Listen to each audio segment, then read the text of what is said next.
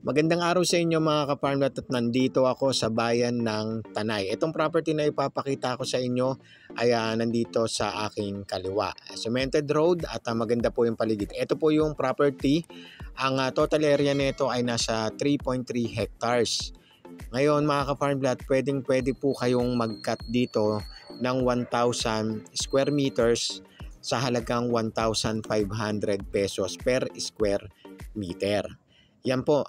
At of course, overlooking po ang area po na ito mga ka-farmlat, at malapit din naman po ito sa windmill or tapat na mismo ng windmill.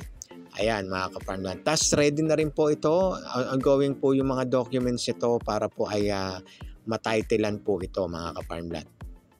Ayan, tapusin nyo lamang po ang video para makita po ninyo yung ganda nito. Ayan, tabing kalsada, cemented road.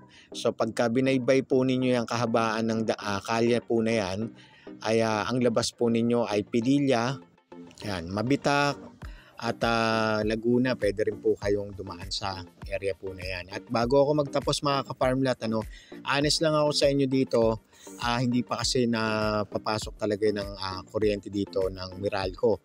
So ang ginagawa po ng mga tao dito ay naka-solar po. Pero nakaamba na po yung mga kuryente para makapasok po dito. Pati na rin po yung tubig.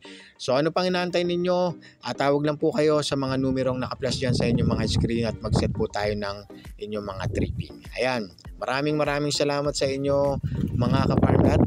Have a nice day po. Ingat po kayong palagi.